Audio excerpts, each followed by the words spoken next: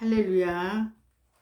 저는 오늘 창세기 48장 8절에서 16절 말씀을 가지고 호박에 기록된 에브라임처럼 이 말씀을 가지고 여러분들과 은혜를 나누고자 합니다. 이스라엘이 요셉의 아들들을 보고 가로되 이들은 누구냐? 요셉이 그 아비에게 고하되 이는 하나님이 여기서 내게 주신 아들들이니이다. 아비가 가로되 그들을 이끌어 내 앞으로 나오라. 내가 그들에게 축복하리라. 요셉이 형들의 미움을 받아 애굽으로 팔려 와서 보디발의 집에서 하인으로 시달리고 감옥에서 인생 최하의 생활로 전전하였었습니다. 하인과 제수 생활을 13년간 한 요셉은 하나님의 은총으로 이력 국무총리가 되었습니다. 그래서 요셉의 이력서에는 하인, 감옥, 그리고 국무총리 이 셋만 기록되어 있었을 것입니다. 야곱은 12아들을 낳았습니다. 11번째 아들을 낳고 요셉이라 이름을 지었습니다. 이는 두 배로 번성함이라는 뜻입니다. 요셉은 외로운 객지에서 제사장 보디베라의 딸 아스낫을 얻어 두 아들을 낳았습니다. 첫 아들이 므낫세였습니다. 잊어버리게 하셨다라는 뜻입니다. 하나님이 나로 나의 모든 고난과 나의 아비의 온 일을 잊어버리게 하셨다라고 요셉은 므낫세를 낳았을 때 고백하였습니다. 둘째 아들을 에브라임이라고 지었습니다. 이는 창성하게 하셨다라고 고백하였습니다. 후에 요셉이 자기 아버지 야곱이 늙어서 임종을 맡게 되었을 때 아버지의 축복 기도를 받게 하고 싶었습니다. 그래서 아버지 야곱 앞으로 두 아들을 데리고 갔습니다. 그리고 오른손 앞에는 므낫세를, 왼손 앞에는 찾아 에브라임을 앉혔습니다. 그리고 땅에 머리가 닿도록 절을 시켰습니다.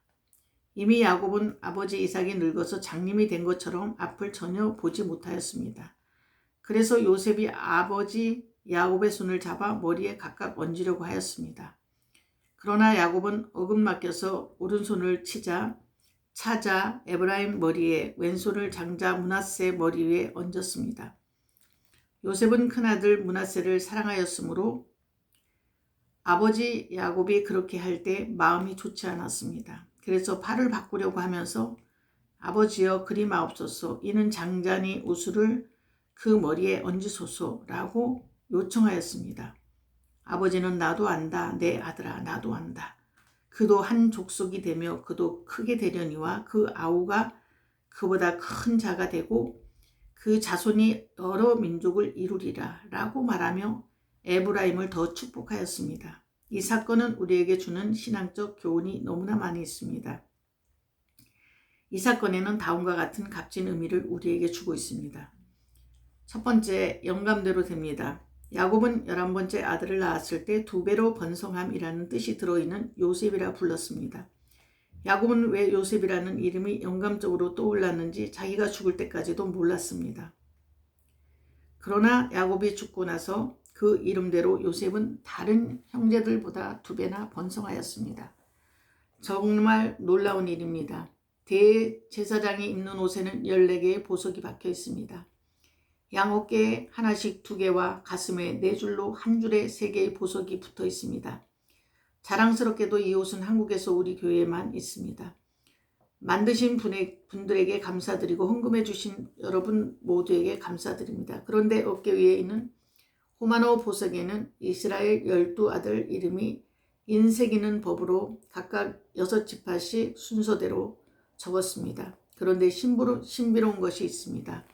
현대에는 12아들이 있는데 가슴에 있는 12보석이 들어있는 흉패에는 레위와 요셉이 빠져있고 대신에 므낫세와 에브라임 두 손자 이름이 기록되어 있다는 사실입니다. 레위가 빠진 것은 레위 족속은 제사장 족속으로서 다른 11지파를 영적으로 안아야 하기에 자기들의 이름은 빠져 있습니다. 적어도 레위 지파는 모든 족속 중에 독립된 지파입니다. 그런데 그 자리에 므낫세와 에브라임이 들어와서 요셉의 몫이 2배나 되었습니다. 요셉의 이름이 2배로 번성함이라는 것을 상기할 필요가 있습니다. 야곱은 자기가 그 아들 이름을 요셉이라고 지을 때도 몰랐고 죽을 때도 하나님의 뜻을 몰랐습니다. 하나님이 주시는 영감은 반드시 이루어지는 것입니다. 그렇기에 기도가 필요합니다. 하나님의 말씀을 듣는 것이 중요합니다. 신앙서적을 읽는 것이 영적 성장의 길입니다. 이 말씀은 14줄로 보석을 물리되 12보석론의 강문호 목사님께서 지으신 책입니다. 이게 제가 사다 놓은 지가 한 10년은 되었습니다. 그런데 오늘 아침에 문득 이 책이 떠올랐습니다. 그래서 여기서 보면은 요셉이 그 아비에게 고하되 이는 하나님이 여기서 내게 주신 아들이니이다. 아비가 가로되 그들을 이끌어 내 앞으로 나오게 하라. 내가 그들에게 축복하리라. 이스라엘의 눈이 나이로 인하여 어두워서 보지 못하더라.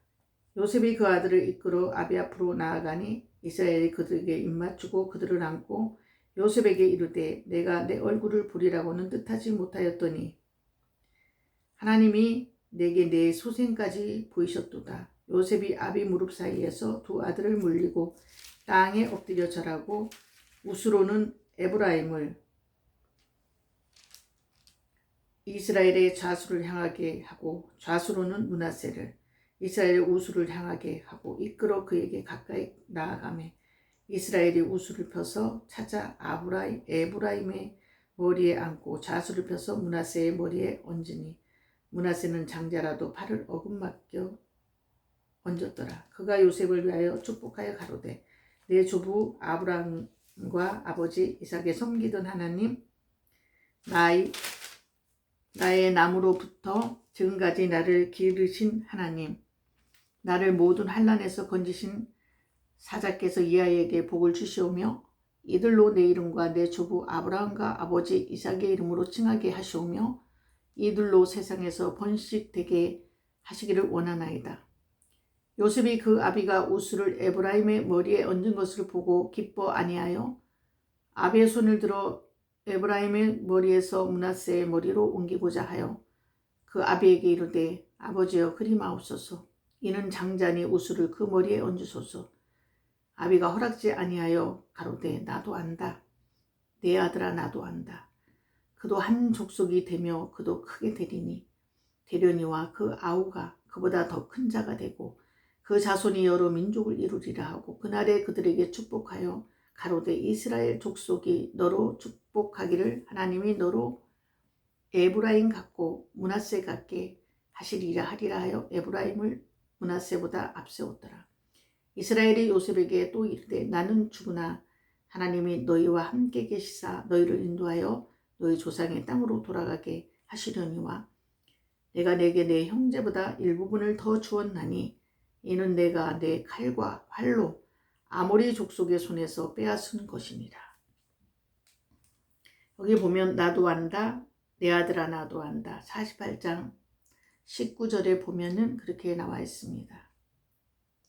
에브라임을 좌수로 돌리고 장자 므낫세로 우수의 축복을 받게 하려는 요셉의 마음을 야곱도 알고 있다는 것입니다. 왜냐하면 야곱 역시 지난날 하나님의 때와 방법을 기다리지 못하고 인간적인 방법으로 형 에서의 장자권을 취하고 아버지의 축복을 빼앗았기 때문입니다. 그러나 그로 인해 야곱은 20년이라는 긴 세월을 라반의 집에서 연단을 받아야 했습니다. 따라서 야곱의 나도 안다, 내 아들아 나도 안다라는 고백 속에는 하나님의 뜻을 사람이 변개하거나 바꾸거나 사람의 방법으로 취할 수 없으며 그렇게 하려다가는 오히려 고통 속에 들어가게 된다는 깨달음이 담겨 있습니다. 그렇기 때문에 알고 있으면서도 하나님의 뜻을 거역하지 않고 요셉과 다르게 축복을 하였죠. 그래서 그날에 그들에게 축복하여 가로되 이스라엘 족속이 너로 축복하기를 하나님이 너로 에브라임 같고 므낫세 같게 하시리라 하여 에브라임을 차자를 장자보다 므낫세보다 앞세웠다는 것입니다. 이스라엘이 요셉에게 또 이르되 나는 죽으나 하나님이 너희와 함께 계시사 너희를 인도하여 너희 조상의 땅으로 돌아가게 하시려니와 내가 내게 내 형제보다 일부분을 더 주었나니 이는 내가 내 칼과 칼로 아모리 족속의 손에서 빼앗은 것이니라. 이렇게 죽으면서 아버지는 요셉에게 2배로 축복을 주었죠. 번성한다고 그랬죠. 요셉은 그렇게 지어진 이름대로 그렇게 되었습니다. 예, 우리 인간의 생각과 하나님의 생각은 이만큼 다르다는 것입니다. 그렇기 때문에 인간의 생각으로 하려면 모든 것이 좋지 않게 되지만 성령님이 하시는 대로 하면은 모든 것이 축복으로 바뀌어진 줄 믿습니다. 오늘도 여러분들 복된 주일 되세요. 감사드립니다.